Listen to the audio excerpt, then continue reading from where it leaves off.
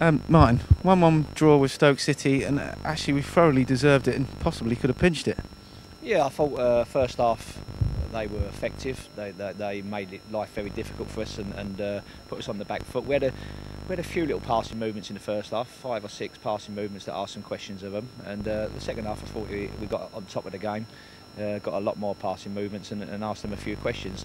Let's be fair, they've had an awful lot of travelling in terms of, they've been in America and come back, and they are a Premiership side and they play with a purpose, and they play with a purpose today. But I do feel that at the end of it, we did deserve the draw with the superb goal by Billy. Just generally, our general play looked sharper and perhaps the tempo was a bit up. Do you think pre-season is sort of progressing as you would want it to do?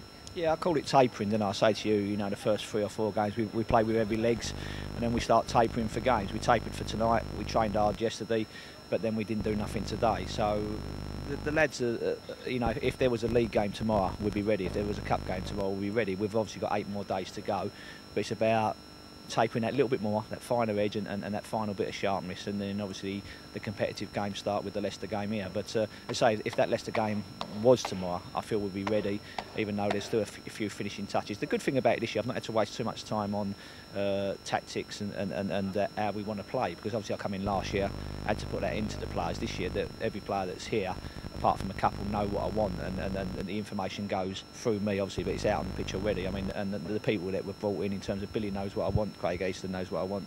There's only a couple of new ones there, Aaron, Tom Cruise and probably Pokey are the only new ones that don't know how I want it, and it does make life a lot easier if you don't have to waste time putting a principle and tactics into the team. It's just about fitness work.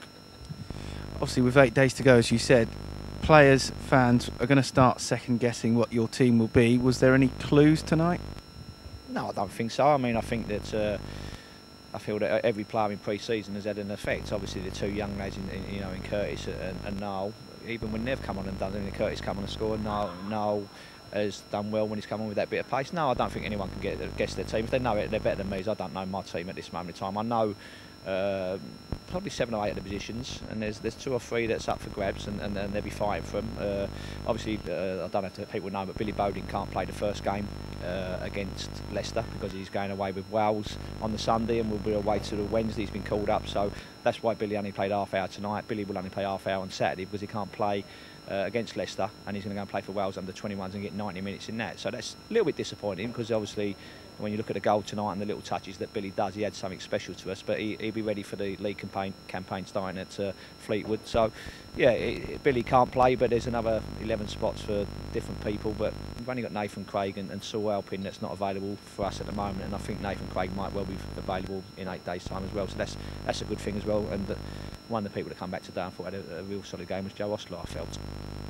Just a final word on what is behind you. Obviously Bristow's bench, it's now officially open and we can start to really enjoy this magnificent grandstand. Yeah, inside it's worked a lot better tonight. Obviously first time out, it probably was a week ahead of schedule, and then there was a little bit of finer details needed to be done. A bit like the lads needed a bit of tapering, and we've tapered in there, and everything's really, really good. I was really, really pleased for Fia and her family, and the way the lads or the supporters sung Paul's name. Everyone stood up, and I think they appreciate what Fia and the football club have produced in terms of behind us. It's a better atmosphere in the ground. It's nice to have supporters behind you.